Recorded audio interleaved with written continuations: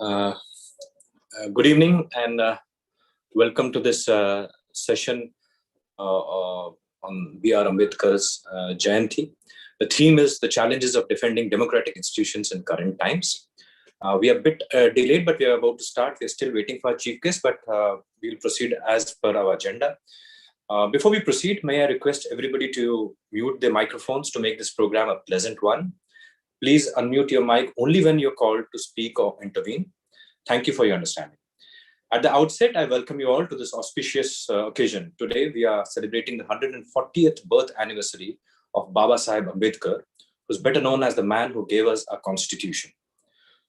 Born in a Dalit family, Baba Saheb made his way up in the ladder and was one of the best-known academicians in the pre-independent India, before shouldering the responsibility of writing the Constitution of India.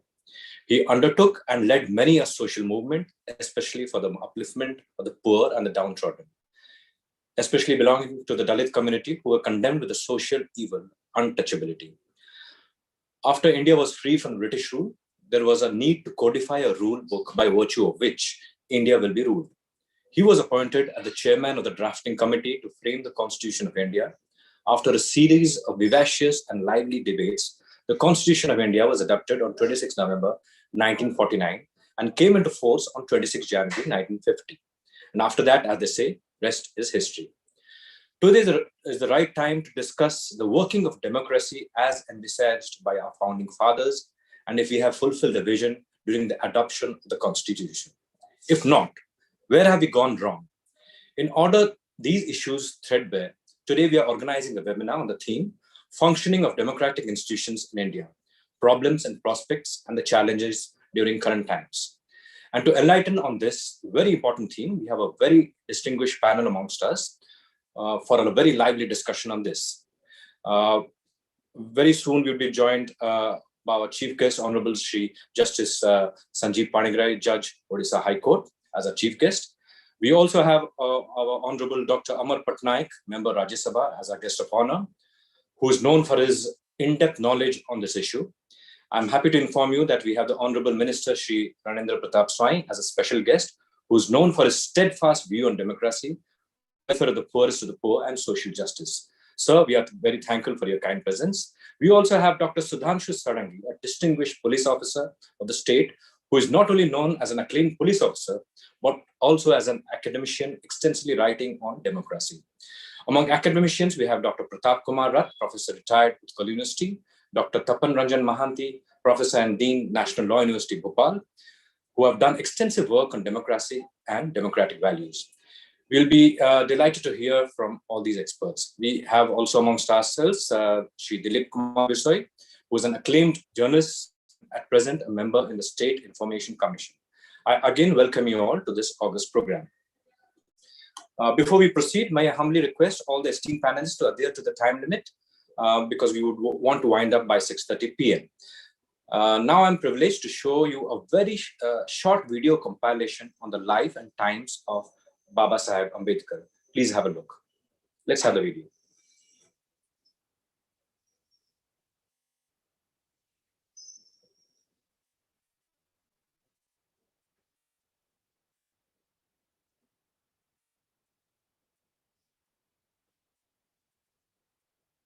I like the religion that teaches liberty, equality, and fraternity.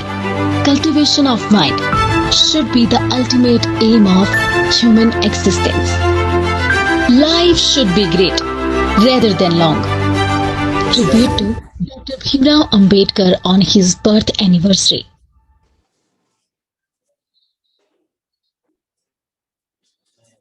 So that was a short video. We are still awaiting our Honorable Chief Guest, Chief Justice Sanjeev Panigrahi, Honorable Judge, Odisha High Court. But with your kind confirmation, sir, Dr. Amar Patnaik, we would like to proceed, sir. So Dr. Amar Patnaik, Honorable Member of Parliament, Rajya Sabha, our guest of honor, and his topic is Empowered Democratic Institutions is the Key for Cooperative Federalism. Sir, can we unmute Dr. Patnaik?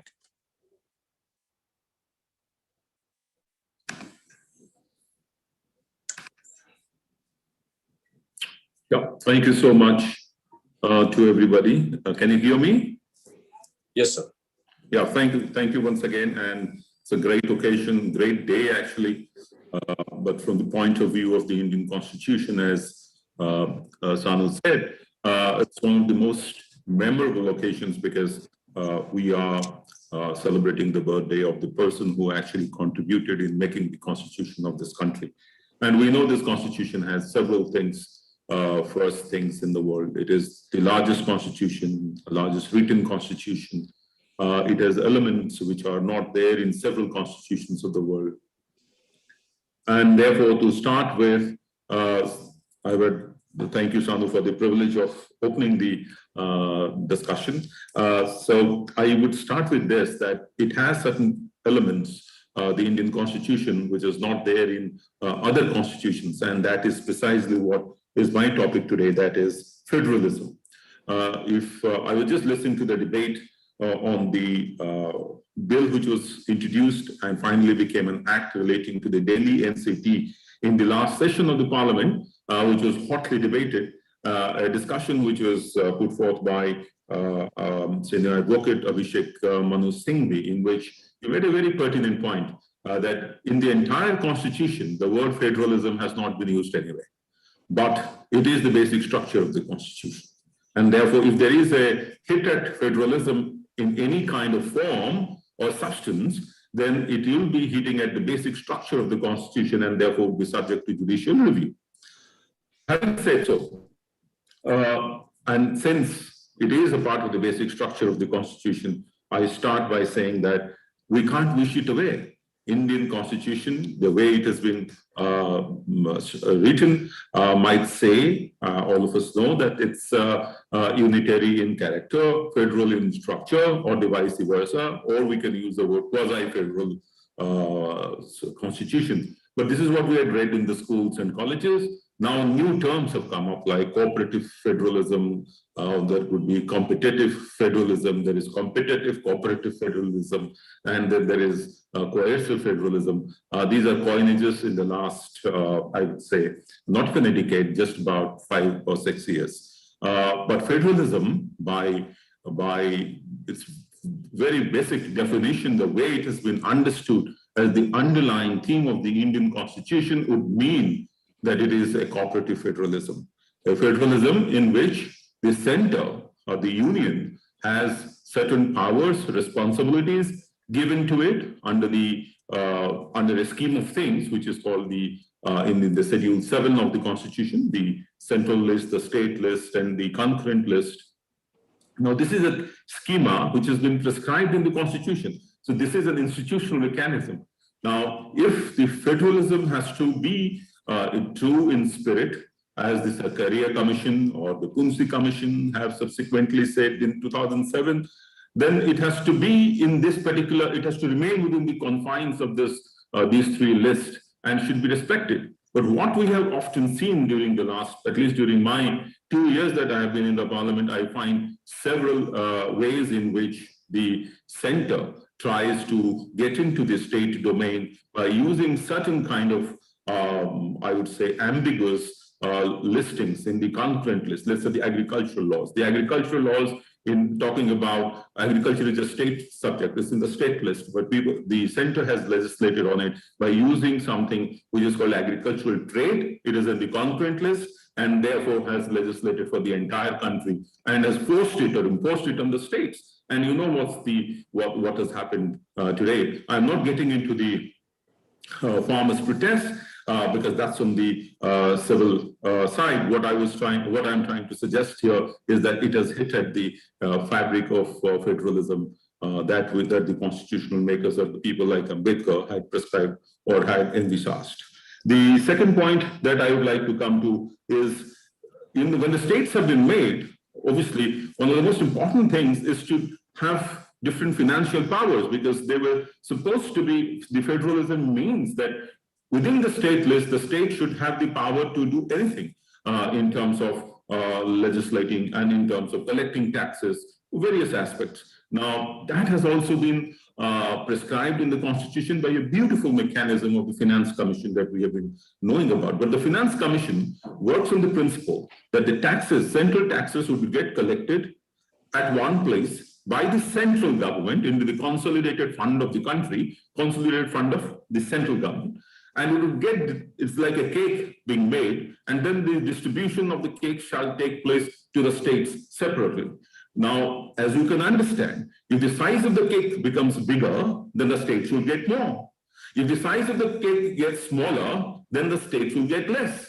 Now, what has happened in the 15th Finance Commission? The 15th Finance Commission, as we see on the 15th Finance Commission's devolutions, the 15th Finance Commission's shareable divisible pool, the thing, money which can be distributed, the cake which can be distributed, is actually 55% of the total gross tax collected, which basically means around 45% has been collected as cess and surcharges, which goes exclusively into the kitty of the central government. That basically means, again, very simplistically, that you make a big cake, then you make a small cake out of it, then you say, okay, the rest is mine, I'll distribute only the smaller cake. So that's what has happened. So the states have consistently got less amount of money. Creation of, let us say, the central, they created for the first time something called as the modernization of defense, and pulled it out, or taken it out of the central divisible pool, which basically made the size of the cake smaller. So if you are hitting at the financial autonomy of the states, you are in a way kind of impacting their power to perform functions for their own citizens, to perform the various utilities, or to deliver the various services, utility services like municipal services, solid waste management services, street lights, many other things that is also affected. And similarly, the states also, perforce, have to follow the same principle in the third tier or the subnational or subnational level. So the entire state suffers. The states have also very limited fiscal space to generate revenue by making a GST council, the gross goods and service tax. What has eventually happened is that one particular element of the tax, which the Sanu, you have to indicate to me when my time runs out. So eventually what happens is that the one of the powers of the state where it could raise some taxes through the VAT or the state sale tax has now been taken away by a consensus, by an act, into the central side, and there is once again the GST Council, which will deliver, or which will decide what kind of tax structure would be followed. Now there again, we know what happened. The GST compensation has not been paid for ages, was initially not paid, it is not regularly paid. The GST compensation was not for a long period of time. The GST compensation due to the pandemic was affected, so the states were asked to borrow loans on that instead of the center taking the loans initially and distributing it to the states.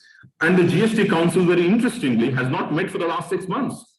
So what happens is that a new instrument of federalism which has been created, collaborative federalism, as I would like to call, has also been not allowed to function and is almost in paralysis. Then I'll come to the point of the Rajya Sabha itself, which I belong to, is called the Council of States, representing the interest of the states. But very unfortunately, as you would have seen, this has been debated many times. Smaller parties have very limited role over there. The representation in terms of proportion to the size of the state impacts the time that you get, the discussion, debates that can happen. So smaller states suffer in terms of their say in the Rajya Sabha. And even having said so, the debates do not take place. The discussions that should happen before passing of the bills, this is common knowledge.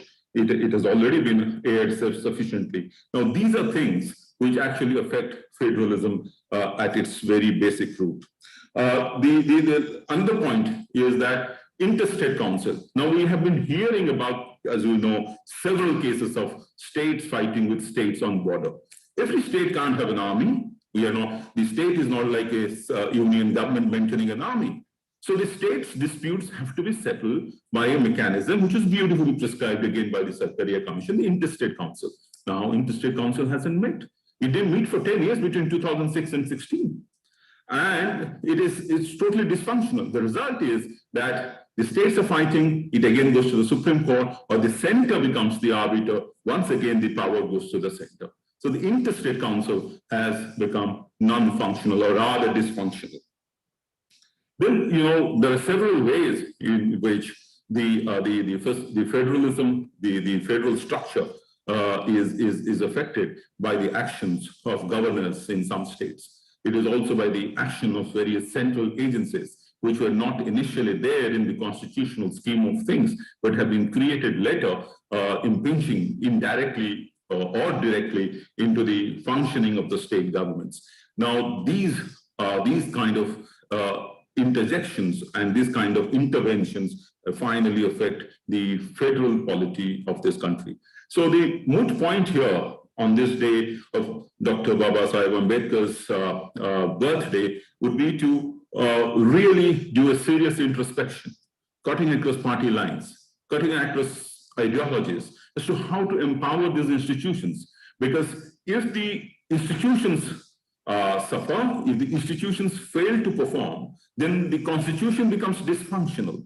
The constitutional principles becomes dysfunctional, and every institution in the constitution prescribed suffer. And so a court will suffer, a Supreme Court will be suffering, a High Court will be suffering, a state chief minister would be suffering, a state institution would be suffering. Ultimately, what would happen is that the citizen of this country would suffer. So for short-term gains and for short-term interest of political parties, I would rather request, or I would rather think that statesmanship is required in making our constitution function in every institution. That is the executive, the legislature, and the judiciary. And judiciary have a most important function here in terms of judicial review, ensuring that the underlying federal principle stays intact in our system, and the cooperation that is required and the kind of relationship that is required to be played between the center and the states, with each of them having sovereign power to legislate and function independently in their schema or in their list of items, should be honored. So I would end once again by thanking the My City Links for the invitation. It was a pleasant surprise, because I thought My City Links doesn't really discuss very serious stuff such as these. I know Sanu for a long time. Well, thank you so much. It's a very interesting topic and very apt for the day. Thank you so much.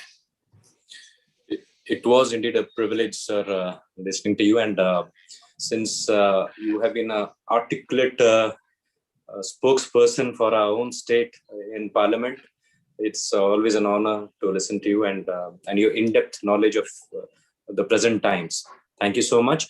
I would just like to inform that our Honorable Chief Guest, Shri Justice Sandeep Paningrai, will not be able to join this session because of some emergency work at the court.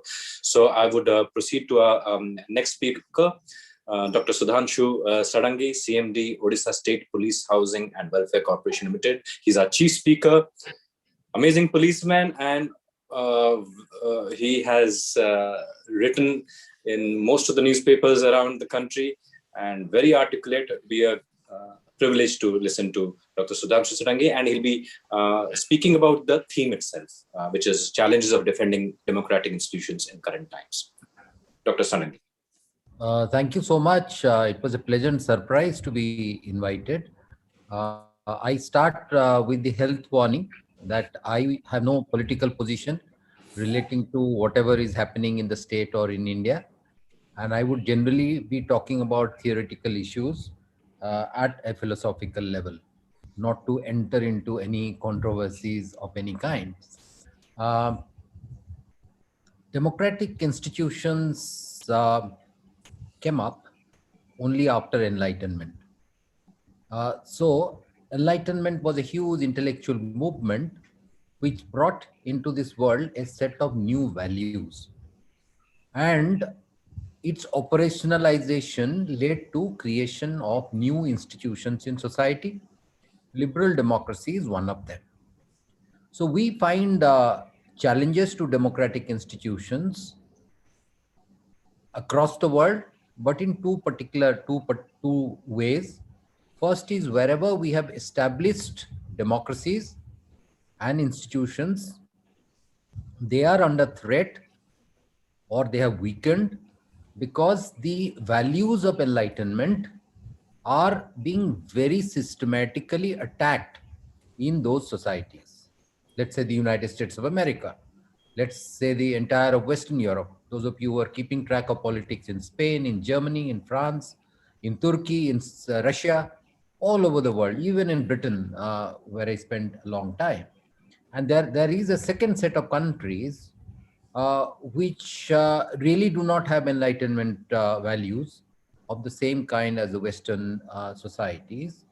They have different historical experience, but they have adopted Western institutional and constitutional mechanisms, India being one of them. And in many other countries of the developing world, the challenge has been that in the 50s and 60s, there was a kind of optimism that those Western values can be very easily take roots in these Eastern or non-Western societies, but it has not happened. And what are these values? First value is focus on reason and rationality, that an individual will decide for himself or herself. No one will decide for him or her. He will apply reason, he will apply rationality, he will search for proof, and he will decide. That means he would not decide because God said so. He would not decide because some king said so, but he would decide applying his own mind. And reason and rationality will become non-negotiable. Second is science. Science makes people fearless. So democracy would require citizens to be fearless, to be able to ask questions. In a pre-scientific age, if you are unwell, you start thinking that a witch or a ghost or some god has cursed you and therefore you have a disease. But in a scientific world, you start believing no, by knowledge, by research, by science, I can solve all the problems today and tomorrow. The third component of this is humanism, that all of us are made equal. We have inalienable a set of inalienable rights. So Socrates used a word called thymos. Thymos meant that a person has self-respect, a sense of dignity about himself or herself. But in a pre-science world or pre-democratic world, the only person who has izzat is the king and a few people around the king. Rest are actually not entitled to any izzat. They can be killed, they can be their land can be taken away. They have no rights. But humanism would mean that every individual has certain inalienable rights. Fourth is progress. Progress would mean that you believe that we have progressed this far by using science, reason, technology, and so on, and we can progress further. There are problems that remain, but we can solve them. What is happening is we have ended up in the entire world weakening all these four values that I'm talking about of science, of individualism, of reason being non-negotiable. Today, facts and opinions have become so blurred that even an Anthony Fauci saying that don't take hydroxychloroquine and Trump saying take hydroxychloroquine look like two different opinions. Once you give up the path of truth, democracy does not matter. You cannot have democratic institutions on the basis of lies. You cannot have democratic institutions when you do not accept that every citizen has rights, dignity, whether rich or poor. You cannot have any democracy in that kind of a system. You cannot have any democracy if you start believing that we are not making any progress. Therefore, let's abandon and run away to some other direction, which is the pre-democratic way of life. You say through democracy we have not progressed. Let's go back and we will progress. So this is the fundamental problem that the world is facing today. So what do we do? The first thing I would tell you today is this: we have to defend institutions. The crux of the problem lies is this, that you start thinking that institutions can defend themselves. The legislature can defend its autonomy.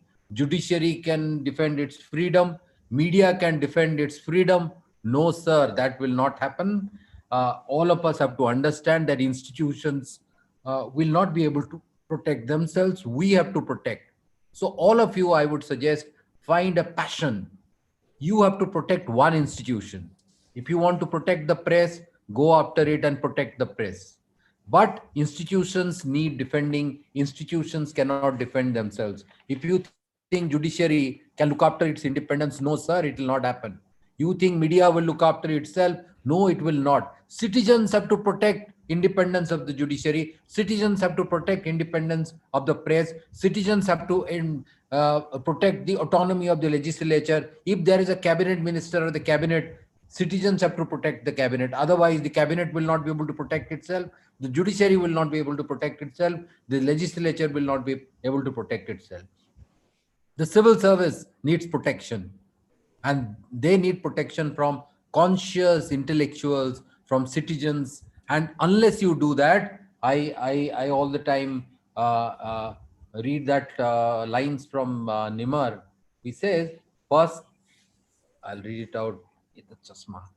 First, they came for the socialists, and I did not speak out because I was not a socialist.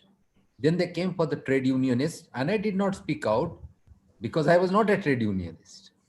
Then they came for the Jews, and I did not speak out because I was not a Jew. Then they came for me, and there was no one left to speak for me. If you want someone to speak for you, learn to speak for others. If you think everyone else will lose his freedom and autonomy, all institutions will be destroyed, but you can defend yourself, let others go to hell, I can look after myself. No, sir, it will not happen. So basically, where we are today is this, that you might be thinking that it is very easy, it is very easy for us not to, to defy illegal orders. No, it does not happen. Hitler did not kill millions of Jews on his own. He merely passed an order. There were engineers and scientists who built the gas chambers. There were doctors who invented how to kill the Jews. There were policemen who went around chasing the Jews, caught them and took them to the concentration camps. There were these army men, generals, who took to rape and murder in a very enthusiastic manner. A country like Germany, which has produced Marx, Hegel, Schopenhauer, Immanuel Kant, became a country of criminals. So it is not easy not to defy orders, because there are various psychological experiments which shows that all of us are very highly vulnerable to following illegal orders. So if you want institutions to be protected, there are two ways institutions can become robust. They can show a grit. First is those occupying the institutions must stand by its principles. And as I said, your moral value should be like an onion. Peel the onion one by one, I will still remain an onion. My morality should not be a kind of a blanket. You remove one layer, 500 rupees, I am moral. Give me 5,000 rupees, I have left my blanket and I am willing to eat. No, it will not happen like that. That morality has to be deeply ingrained in these people who have to protect these institutions. As you saw in the case of the American democracy that happened today, recently, Trump went on saying that elections were rigged, went to 104 magistrates, not a single magistrate gave a stay order. He went to the FBI. FBI said, after all, the highest police authority in US is FBI, and its director, Christopher Wray, who was appointed by Donald Trump. He said no elections were done properly. He went to the Attorney General, William Barr, and William Barr said, no, I will not lie, I will resign, but I would not say that elections were rigged. He went to the Army Generals refused to say. That is called institutional integrity. That's called institutional grit. That is called institutional strength. So there are two ways of protecting it. One, people within the institutions have to show that integrity, their caliber, their morality, their moral values. And second, others outside will have to defend themselves. two more quick points. First is one of the risks of institutions collapsing is institutions not showing for forbearance. What is forbearance in constitutional terms? It merely means that suppose you are a very senior person, you are a very powerful person, and you can take any decision. The Supreme Court can pass any order, the High Court can pass any order, but should they pass that order or should they so restrain? Many of the institutions are getting into conflict with other institutions because of lack of forbearance. So that's becoming another issue. So if you take together these three key points, persons occupying important institutions not showing integrity and grit, persons outside not being bothered about what's happening to those institutions, and third, institutions not showing forbearance, they have led to a lot of complexities. And unless we strengthen, harp upon the Enlightenment values, our society will not defend these democratic institutions. Any society where people are unwilling to protest cannot defend democracy. After all, that is the final safeguard of democracy. If you have to organize a crowd by paying money, then you cannot defend democracy. The only way you can defend democracy is people are finally able to willing to defend these democratic institutions. So it's a very big topic. It would have taken me hours to explain various aspects of the complexity and various experience as we are seeing in various countries, challenges that democratic institutions are facing in various countries. But I'm very happy that on the occasion of the birth anniversary of Dr. Baba Saheb Ambedkar, we are discussing this. He is one person who tried to democratize Indian society, and he tried to bring in Enlightenment values.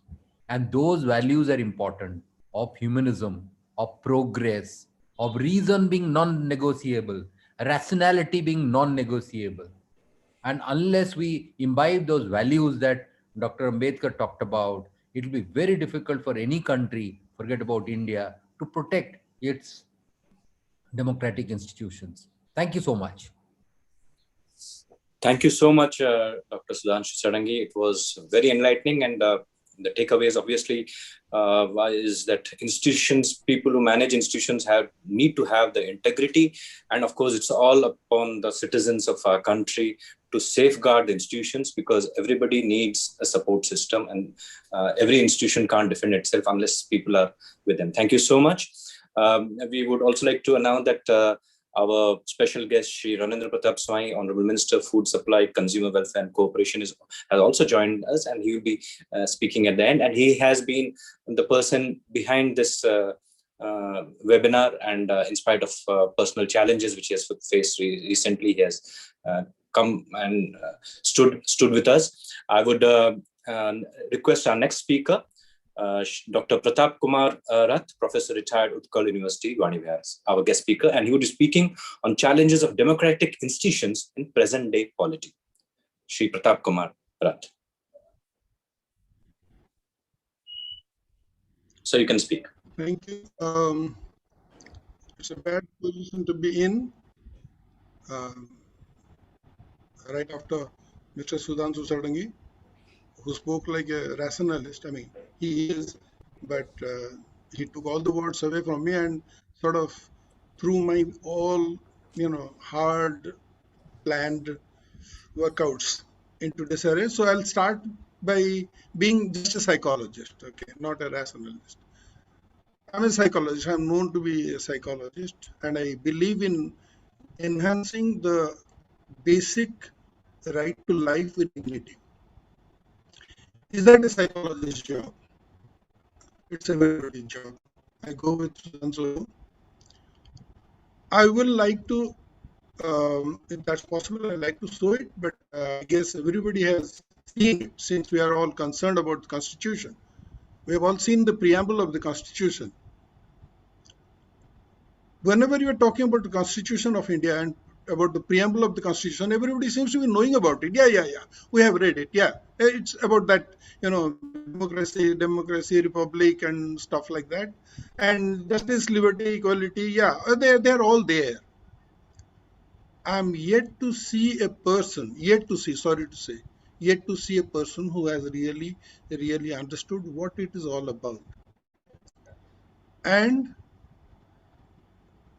this statement that is there in the preamble is just not a statement. It is a dream, the dream that our forefathers saw for us. They were born in a dependent India. They fought for something. They had this shared dream of what they do not want to have. It was clear. They wanted the Britishers to be out. And such was the force. It combined whole of India almost, and we got our independence. Then, of course, the thought of what is it that we want out of life started. I think we gave too much time in throwing a force out and too less time in deciding what is it that we want out of life. Yes, we are free from the foreign rule, but then who runs the show? What is it that we are after? What is the shared dream? And that shared dream never came into our life. Nobody in our social setup ever talked of telling a child, hey, you are an Indian. You have an assurance from the preamble of the Constitution that your dignity will be assured. And that precedes, my friend, precedes the so-called, yes, an integrity. Because if an individual feels neglected, abused, exploited by the many, he will not have any meaning for the unity and integrity of the nation. It's always said, the group is as strong as its weakest link. India can be as strong as its weakest citizen who feels his right is or her right is protected. There are n number of persons who do not feel so. I'll start by blaming myself, a teacher, and I blame the teachers for that, because we never thought of teaching our students the basics of right to life with dignity. We start teaching them about psychology, we teaching them about law, we start teaching them about facts of life, facts and figures, which you can download from the Google, Yahoo, or whatever. But we still think that's important. We are bent on covering courses. We never, ever insisted on covering their life with dignity. That is loving, accepting, and respecting themselves as they are, one of their kind. There was never anyone like anybody. There is no one like nobody, and there will never be anyone like nobody. That's the feeling one should have. Feeling of importance, feeling of meaning, feeling of belonging to a country. Nobody tells about those things anywhere. Yes, after maybe a bit of thought or something, it has now come into the course, the course book of school children. Good. But where are they placed? They placed right after the flap, the cover. It comes before the content of the book. So whatever comes after the content is meaningful. Whatever comes before is absolutely meaningless. It doesn't come in your examination. It doesn't come in your life. It doesn't make any sense. So why would the teachers read it? Why would they waste their valuable time on something called Preamble of the Constitution, fundamental duties of a citizen? What are those things? I mean, we did not ever have a shared dream. And even now, we're struggling with it. Ask anybody, almost anybody, about what are the basic requirements of life. Pat comes the reply like a parrot. Everybody says, oh, food, clothing, shelter, roti, kapda, makan. This is what we need. Are we talking about human life? Human life? Did you say roti, kapda, makan? Oh, are they so important? Why did our forefathers miss them? Why aren't they in the preamble of the Constitution? Why are they talking about justice? Why are they talking about liberty of thought and expression? Why are they talking about equality of status and opportunity? And why are they talking about fraternity while assuring the dignity of the individual? What do they mean? They mean nothing. Because roti, kapda, makan is the most important thing in our life. That's how we have had the shared dream. So if you are independent, we can have our roti, kapdas and makan. Doesn't matter if we have a right to life with dignity or not. Yes, everybody is talking about right to life with dignity. Nobody spells it out. I, as a psychologist, feel it's your right to be loved, to be accepted, and to be respected as a unique individual. Nobody tells you what you should be because nobody knows what he can be or she can be. No psychologist, no soothsayer, no astrologer, no scientist can ever tell you what you are going to be. You are capable of infinite number of things. What you need is a trust, self-trust, belief in your abilities, and not being afraid to be a failure. Ever seen a child who stops trying because he fell down and hurt his head because he was trying to walk? No, he will never stop. He will cry, then pick himself up and go on trying. That's what human beings are. Where is the support?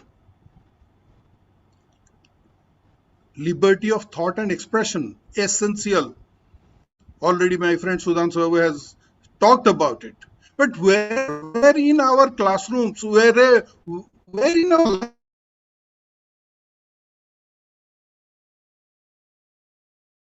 something which Sudhanshu doesn't like, he thinks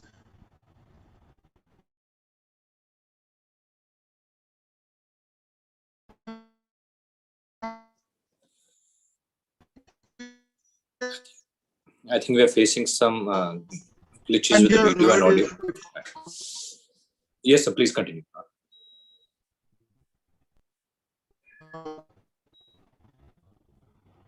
now I'm being branded as Pakistani or something else because I speak my mind. So the question is, yes, the institutions will not support themselves because there are human beings who sit on the chairs and they can be made to twist their opinion.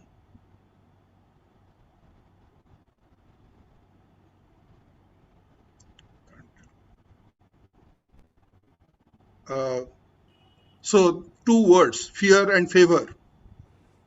These are the words that twists a person's mind.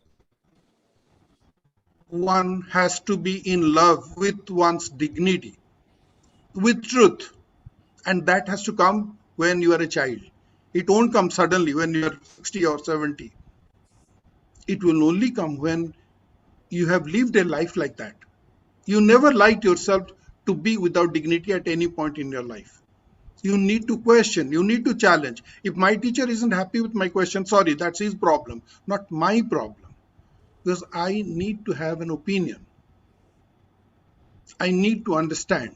And if I don't understand, I'm not willing to accept any force, supernatural, natural, or human made, whatever. No. There are also quite a lot of hogwash going on in the name of science. People are now showing scientific evidence for that Gomutra works or whatever. Anything goes. No. We need to question and challenge. Where is the evidence? Show me the evidence. But to be able to say that, I have to believe in myself. I have to believe that I have a constitution, which is the highest law of the land. And it empowers me to ask that question. I have a right to question. I have a right to make fun of people who are unable to explain their own position and just ask me to believe in whatever they're saying just because they're in higher position of power. As Sudan was saying, I keep referring to his statements. it's important that we feel empowered. We feel we are part of a country, that there are n number of things which are wrong with our setup, but it has to be undone. It's just not the Indians. Well, we started talking about being human beings only in the year 1948. The whole world started talking about Universal Declaration of Human Rights, and we're just 2 years behind. We had our constitution. We believed in human dignity. We accepted that. But the society based on obsequiousness, unwavering faith in supernatural, and so-called tradition bound, where showing respect to somebody who is not respectable. Everybody says respect is commanded, never demanded. But we never, I command respect because I have some gray hair. I don't know how it came about.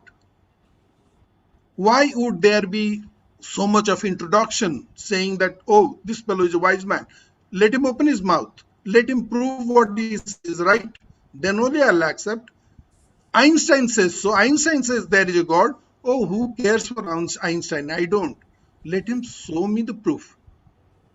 Kohli says, buy this AC. Do I go and buy that AC because he's the best cricketer? No. Question. I will say, do I expect my student to accept whatever I talk about psychology? No. If they really believe in psychology, if they really believe in the essential beauty of diversity in human life, then they will never accept me completely. They will accept me up to a point. When things go wrong, where I am unable to explain, they will have their own theories, own set of values, own set of thought processes. That's why we need to have liberty of thought and expression. If we have that, and if we start teaching our children, our students, to believe in right to life with dignity, then the institutions can be protected. As long as there is unwavering regard for age, for wisdom, for whatever, somebody was born earlier, democracy is seriously in danger. And we turn ourselves into elected autocracy. Once elected, 5 years of dictatorship, nobody questions. That's not democracy. I'll just refer quickly to the English system which we follow. Margaret Thatcher was the first leader who took Conservative Party to win 3 times in a row, and she was removed from the leadership in the 3rd term itself, when she was the most popular one. Same thing happened to the Labour leader, Tony Blair. Led the team thrice, which is rare in English culture. They were removed. There was no anti-party activities, and if you are following Brexit, you have seen how the party people have reacted, because they are answerable to the people. Here we are not. Once we are elected, we are not accountable to anybody. Then we can wait for 5 years and people would have forgotten. That is a serious flaw with the democracy. Somewhere, for intellectuals like us, we have to stick our neck out and say, this is where we stand. This is not good for our country. This is where we stand, and the right to life with dignity is a non-negotiable hallmark of we being Indians. Thank you very much. Thank you so much, Dr. Pratap Kumar Rath. The insights as a psychologist, you have gone into the mind of a person who lives in a democracy, and how it's very important that every individual, the way they think and the way they feel as a part of a democracy, it's very important. Institutions are run by human beings, so they are not just institutions. Thank you, sir. I would also like to inform Shri Dilip Kumar Bisoi, member of Odisha State Information Commission, who was also a guest speaker, has not made it to this webinar for some other emergency. I would now request Dr. Tapan Kumar Mahanti, Professor and Dean, National Law University, Bhopal, our guest speaker, who would be speaking on the functioning of democratic institutions in India for a vibrant democracy. Professor Tapan Mahanti. Thank you very much. It's a pleasure because somebody was staying away from the state for the last 30 odd years. So it was really, really surprising that I would get a call to be part of this seminar. I am extremely, extremely happy to be there. And the topic is what actually made me two things important. Number one is the topic that we're discussing, which is very, very relevant in today's context. And second one is because we are celebrating a person's birthday who created our enabling structure through the drafting of the Constitution and putting the values of inclusivity and education into that.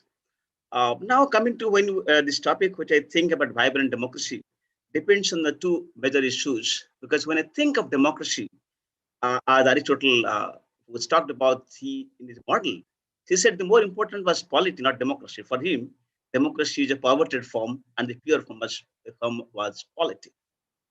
But I think it is more important the quality that you attributed to.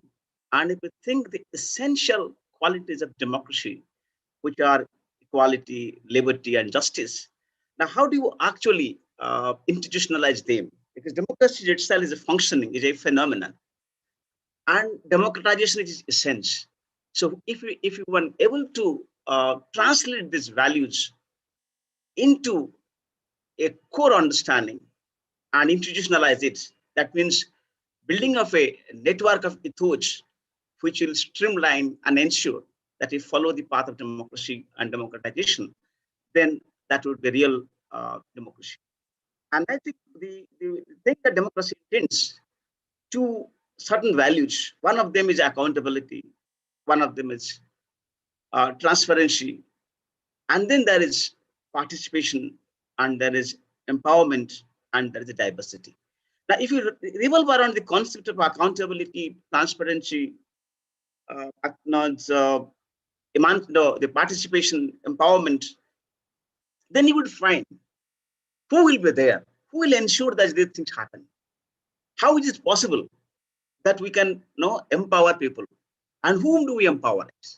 That is what Baba Sahib's vision on then, that we empower the lowest of the lowest. In fact, Gandhi is the one who said that no, we should not stop till the tear from the last man's eye is wiped out.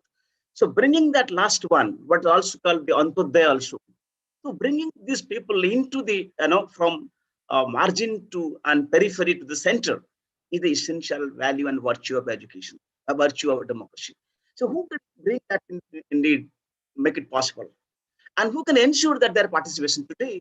Our democracy means participating in the election process.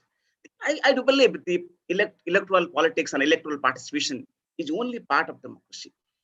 And as we know, 60 years down the line, democracy, that how this participation has been effective. So we need to look at these things. And I think the only institution, as I would like to say, who can make democracy vibrant is the institutions of course, a lot of people talk about judiciary, but I think the more important institution in the world that could actually ensure democracy is the institution of education. And that is particularly, I think, about higher education. So primary education ensures that the fundamental values of democracy are ingrained, and we would understand that. But it is the higher education which will ensure that we fulfill our obligation to following democratic values and ensuring that they are reflected upon and they're acted upon. Now, it is in this context, I would say, that what is happening with our democratic institutions, particularly higher education, and why people look down education. Because if you think in a corporate world, we are thinking about companies. Remember, how many companies would have 200 years of history? And if you look around the world, I don't talk about Nalanda, which has 10,000 years of history. But even if you look at the institutions in last 200 years in Europe, in America, and elsewhere, you will find there are I think 30 odd universities who had more than 200 years of history. And it is those institutions who, through their practice, through their teaching, through their involvement, through their interrogation, had ensured that democracy is sustained. And unfortunately, after a stop-start agreement, we have not been given the due to the concept of higher education and the higher education institutions. Knowledge has its own enemies. And you think, because it also attracts So knowledge attracts as much as it repulses. So the people who think that knowledge will question them, knowledge will interrogate them, knowledge which we don't reify them, knowledge will denigrate them because they do not have. They are always afraid of knowledge. They're always afraid of questioning. Because we think and a structure, and particularly in terms of power, as Lord Acton said, the power corrupts and power points corrupt absolutely. So when we're having the power, we want to exercise of power mean the dominance of others. And Professor talking about, Rathu was talking about, that it is psychological. Because they understand the political structure, understand the self-actualization or the realization of the power is by dominance. But unfortunately, power is not about dominance. Power is about negotiability. Power is about creating consent. So, and we look at educational institutions, hierarchical institutions, and many, and even some of its stringent critics like Althusser would say, education is ideological state of association. So you talk about and its ideological structures, and it is created and pushed, I say, ideological superstructure, and it pushes through its agenda. But I think, and that has happened only when we compromise with the fundamental and basic values of democracy, values of our institutions. Because institutions, and especially educational institutions, are built around certain virtues. And those virtues are, of course, is about, and I would like to tell why they have destroyed, because they didn't follow those virtues. The virtues are of inclusivity.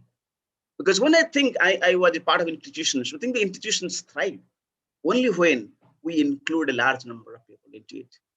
And those people are from diverse backgrounds. And they take place in and matures, the knowledge matures with debate, discussion, dialogue. And when you have debate, discussion, and dialogue in culture, then you can tend to be more inclusive, you tend to be more liberal, and tend to be more tolerant of other views. And if you are not tolerant of your values, like Nazis had happened, because they had one belief, that one system, that we look at Aryan rest are things, like Islam talk about as kafirs. Because if you don't talk about inclusivity into it, if you don't understand the other's point of view, then democracy doesn't survive. So, and higher educational institutions have to lead that way to create a culture of inclusivity, and then also a culture of transparency. And unfortunately, today, when I look at higher education institutions, I do not find transparency either, in appointment, in curriculum, in transaction of curriculum, because I think it made it opaque. If you look at now, of course, with IT and other things, some things are visible.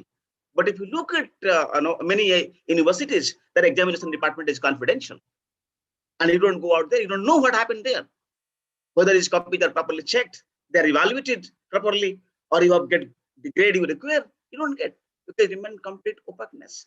And democracy is about transparency. And we must start this transparency in higher education institutions, in universities, because it is universities, the core component of universities are youth. And as Alan Turing says many years ago, it was the youth who had a capacity to lead a revolution, to bring a transformation. And since we are dealing with the youth, it is our responsibility to ensure that we also follow what you pitch, the idea of transparency.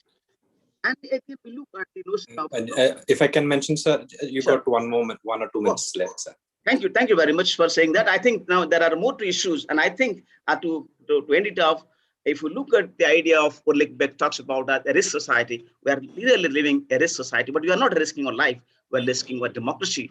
If we are not becoming vibrant, we are not becoming engaging, if we are not empowering, participatory, transparent, and diverse, and then we cannot certainly bring on par the values of equality, liberty, and justice, which are both constitutional, which are both human rights national, and which are inherent to basic humanism. I think we need to look at those values, and to be human is to be all, but to be all also, but also to be human is also to be compassionate, as Gautam Buddha said. I think in the Vath University of Ambedkar, who also use Buddhism, I think the Buddhism has a philosophy which says Ato Deepa Bhava. And I think in that same way in Odia, I must take 2 lines and said, what should the behavior of the leaders? The leaders should be accountable, leaders should be firm, but also, as Jagannath Das Bhagwat said, Dandiva Sakti Jara Thai, Sepuni Kshama Acharai. That is the essence, that is the value. So thank you very much for making me part of this August gathering and have the patience to hear to me.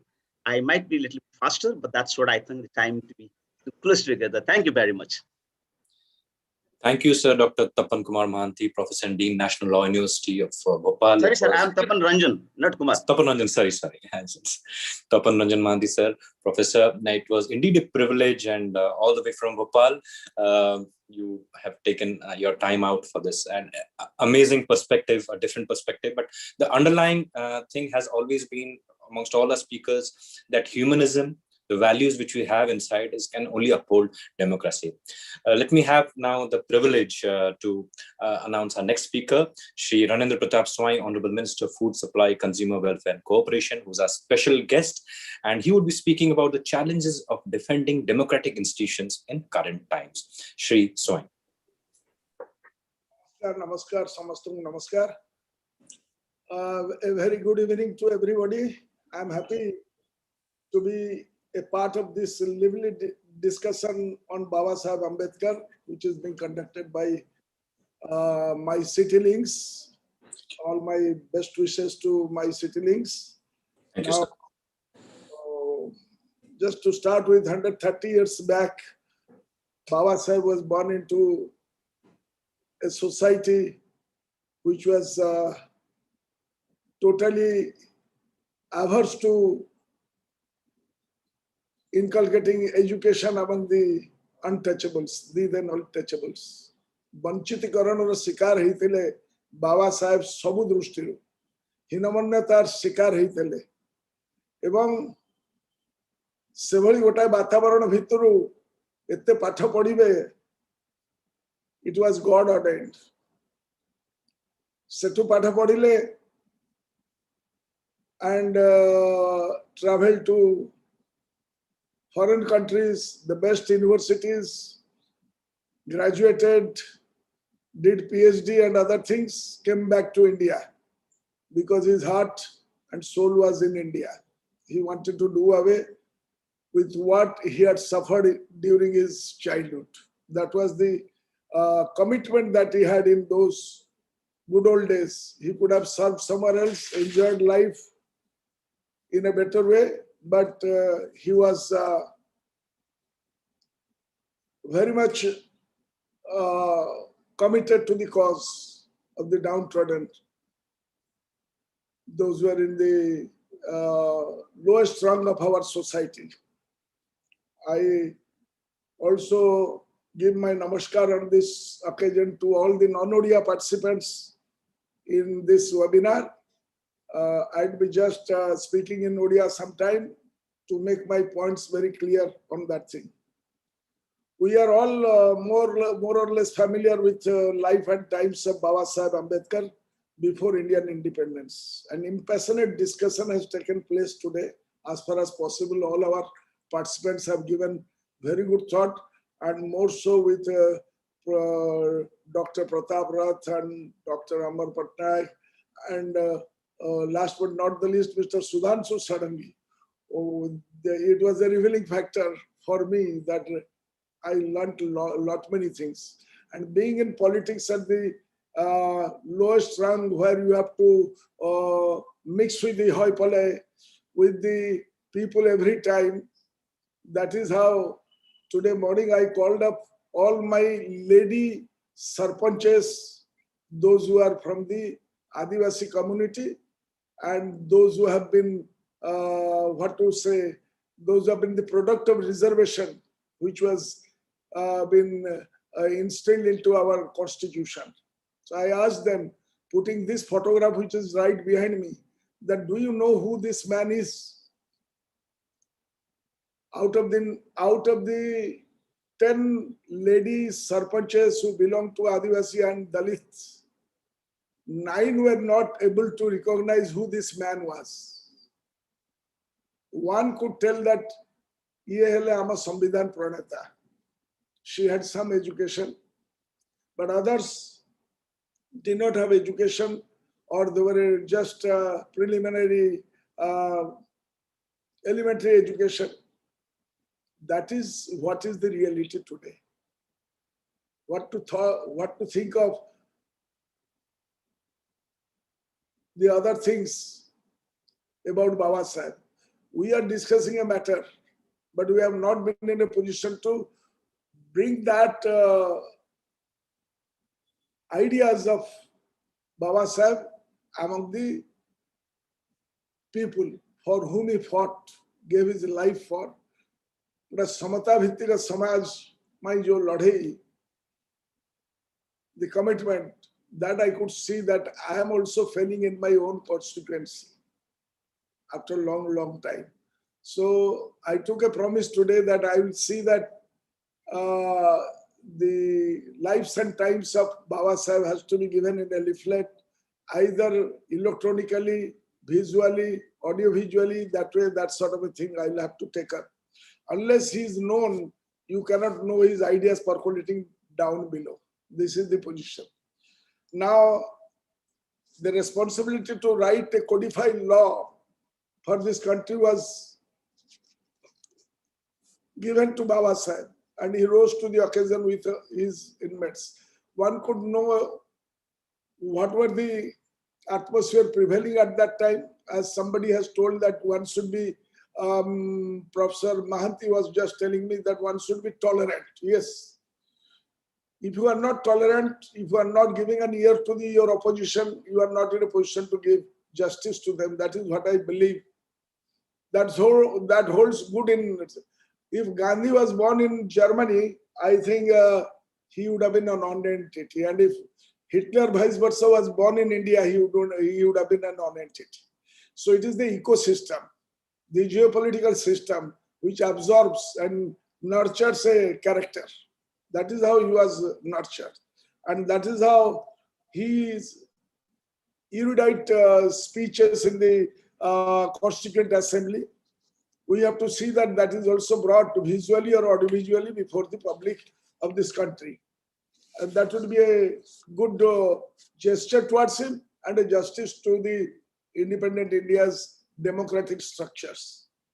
The Constitution of India was drafted by him. And on 26th November 1949, the codified set of laws aimed at governing India, which was incidentally the best to be written at that time, great historian, Granville Austin, had called the Constitution of India first and foremost a social document. Now you see what he told in his language. Indian Constitution either aimed directly at social revolution or aims to prepare a ground for bringing a social revolution. And indeed it was true. The Constitution has given us such fundamental rights such as civil liberty, searching for a black cat in a dark room, which is not there now in this country. Now, religious freedom. You know what is happening, what is the prevailing condition in the, you have consigned certain people in certain parts of this country to oblivion, to second-class citizenship. Now, right to speech and expression. As rightly told by Mr. Tapan sir, that the right to speech and expression. Our universities have become a abominable condition. You just can't imagine. Just think of our two great persons, those who are Pratap Bhanu Mehta and Arvind Subramaniam. What has happened to them? That is the tip of the iceberg. That is the tip of the iceberg. You can't imagine the ecosystem that is prevailing in our higher education. That is under attack. That is under seizure. Now, abolition of untouchability. Untouchability is raising its head in a convoluted manner in our society now. There is a lot of goshti bhitare jhagada, sampradayik jhagada, other things, and drop of a hat. No, such an intolerant atmosphere is being created. We are under stress and strain always. Our all democratic institutions, from judiciary to the parliament to the assembly, all over the place. Had it not been a big country like ours, I think we would have also seen the fate of our country like all other people. Just after Second World War, to my knowledge, maybe around 45 to 50 countries in the world over got independence. And out of which I think 45 to 46 numbers have gone back to either anarchy, to autocracy, or non-democratic way of functioning countries. That is the reason. But our country, it is going on. It is not because that it is going on, because of the constitution that was given by our founding fathers, and because of what was envisaged by, and what was the thought process and the vision that was carried by Dr. B.R. Ambedkar. That is what I have a firm conviction to that. That for a brief period, you can say that people used to say that during 1975, when we were put behind the bars, that India had no democracy, no constitution. No, it is constitution. Constitution, because emergency is a part and parcel of the Indian constitution. It is an article. So that is how nothing went out, because it was constitutionally emergency was declared, and so the country was taken for a ride. So the sole credit of our constitution and the democratic institutions guarding them has been done. And it is because of the vast diversity of this country, vast diversity, which is holding good. Sometime at some place, you cannot take the entire country, such a big country, such a populous country, taken for granted. And in these times, protecting the democracy and the post-election events, you can see, as Mr. Sudhanshu Sadangi has very elaborately spoken about what happened in US when Donald Trump wanted to go beyond his purse, go beyond his capacity. He wanted to behave like Putin or like the Chinese premier, like that. He wanted to superimpose that. No, but the institutions, 500-year-old institutions, they propped up. That is the greatness of American democracy, where their judiciary, their total media, total statutory bodies is own party men. They had the guts to tell him, a farm, no, that you are going outside the ambit of the constitution and ambit of democracy. That is the thing. I'm not sure such resilience is there in our democratic institution, which are the product of the creature of our constitutions. So if you look back carefully to the events that have been happening over the past few years back in India, it seems Baba Sahib had indeed cautioned regarding that this long ago. For some time now, just before, one day before the constitution was given over, he had given a speech in that place that, no, look here, you can't have hero worshipping. And hero worshipping is anathema to social democracy as well as political democracy. That was his firm belief. I think he had 7 decades after it is coming true in our own times. Now you see the Planning Commission, which was the institution which used to cater to the center-state relations, the devolution of funds and other things, that has been dismantled. Now Niti Aayog has come, which is riding roughshod over certain tenets of that thing. The institutions which has become bigger than the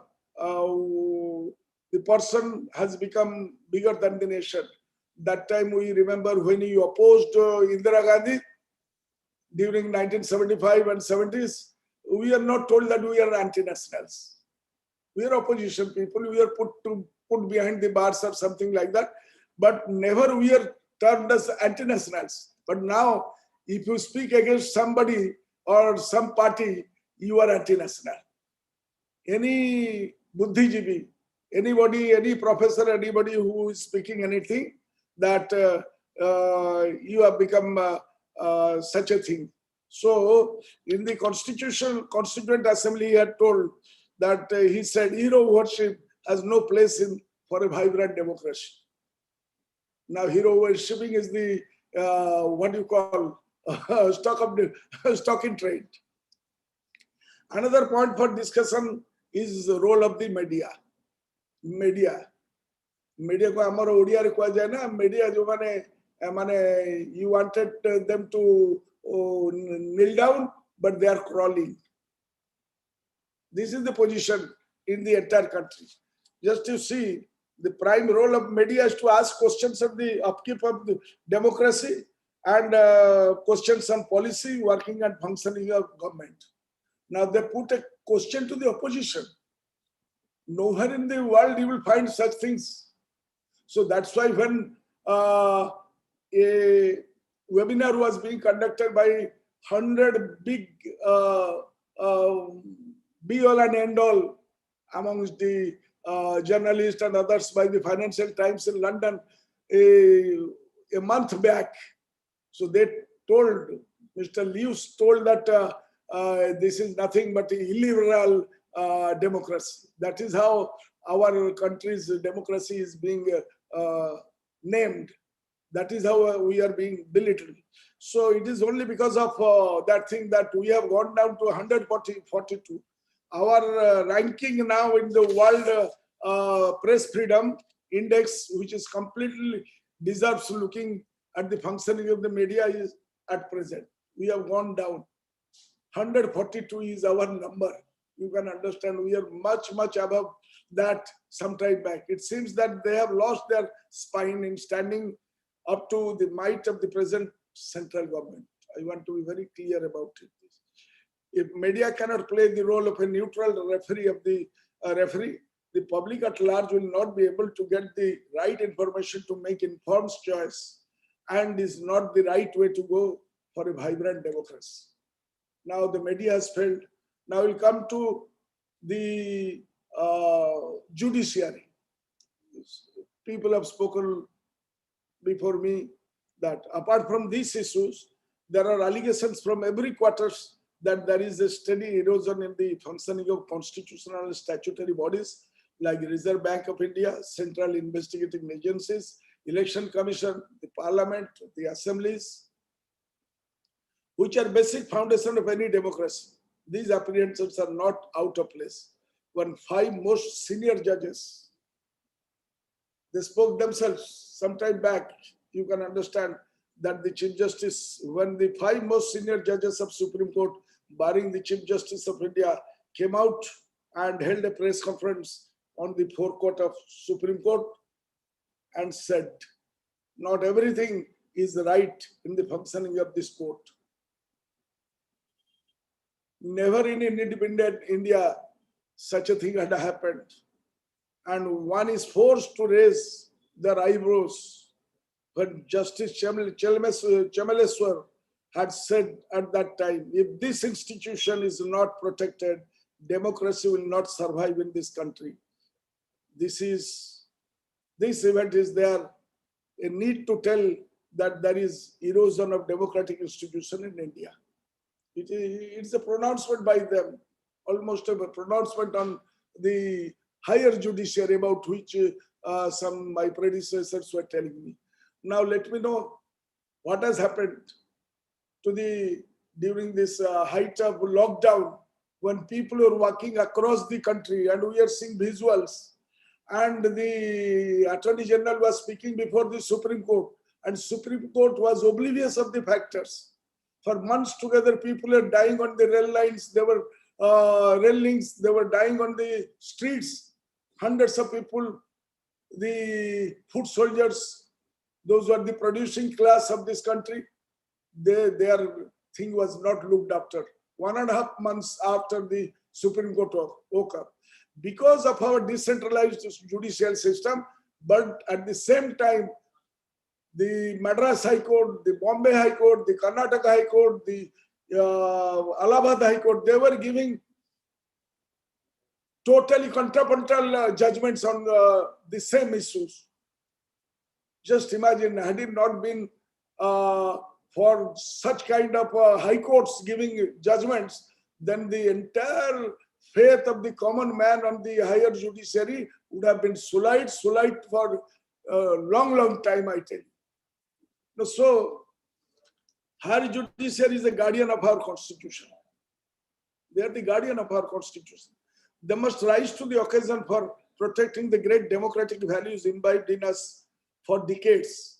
However, when events like a journalist is granted bail, like I won't tell who is that journalist, you can know, but to be very frank, I'm a political man, I can speak it out. I can speak my heart out.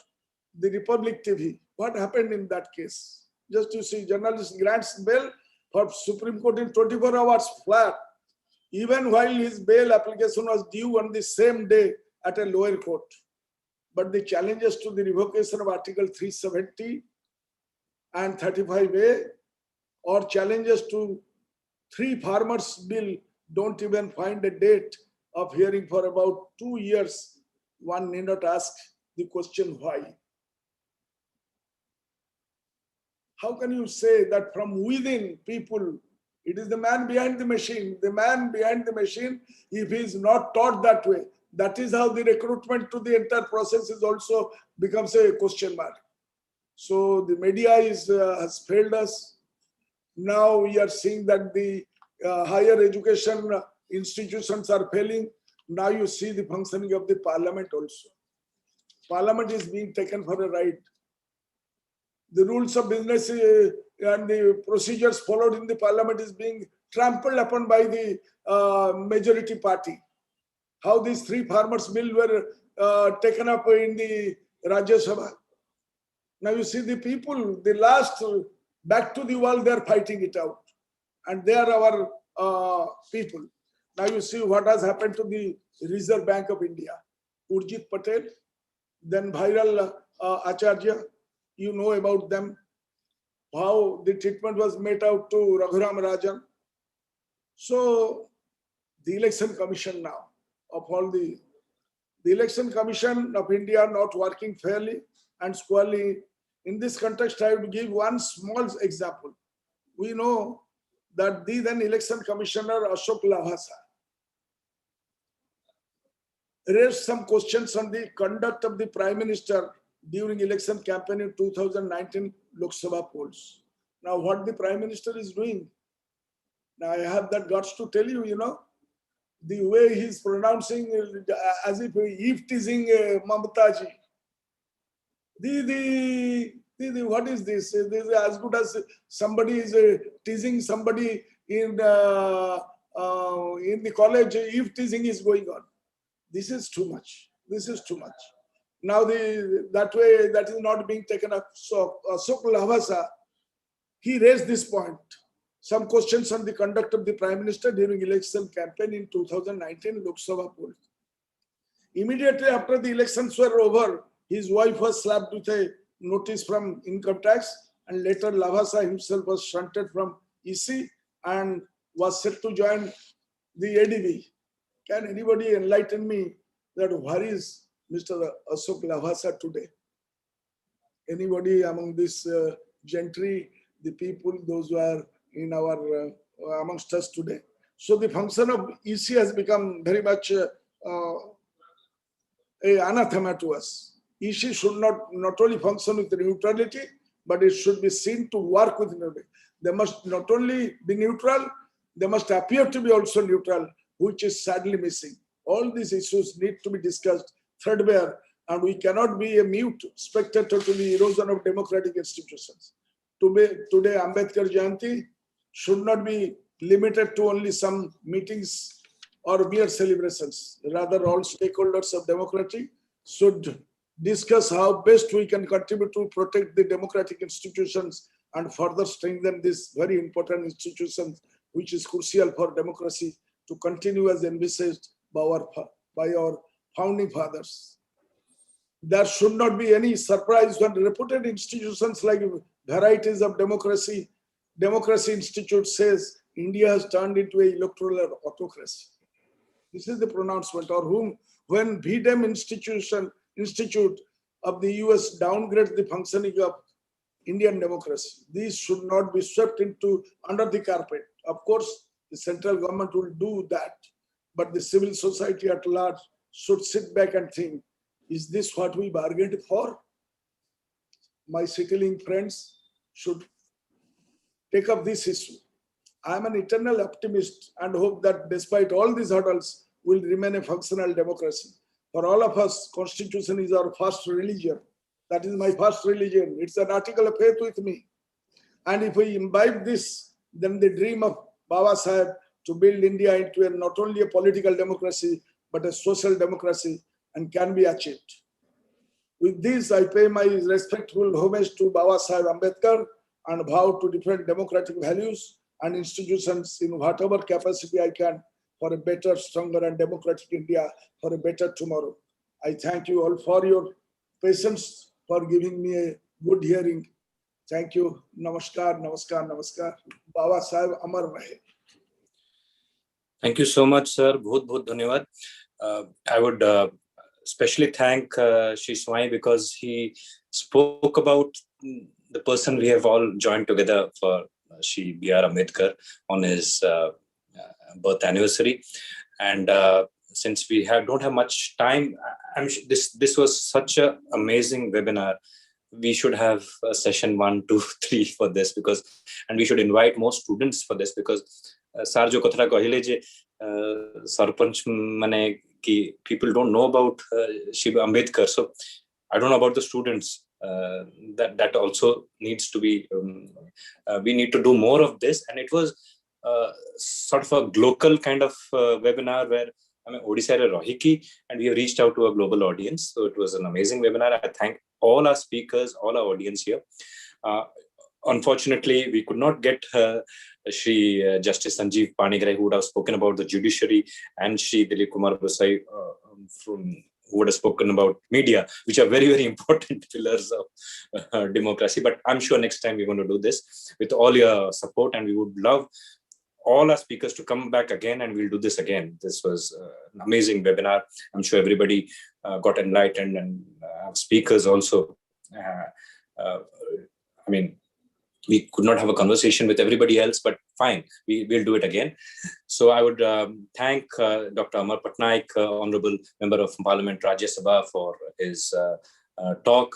Dr. Sudhanshu Sarangi, CMD, Odisha State Police Housing and Welfare Corporation, our Chief Speaker, for his amazing talk. And Dr. Pratak Kumar Rath, Professor retired of University, Bani Bihar, our guest speaker, and Dr. Tapan Kumar Mahanti, Professor and Dean, National Law University, Bhopal, our guest speaker, and of course, Shri Ranil Pratap Swai, Honorable Minister, Food Supply, Consumer Welfare and Corporations, our special guest. This was an amazing webinar. We recorded it, and I'm sure we can use this recording and take it to, and this was also on Facebook Live.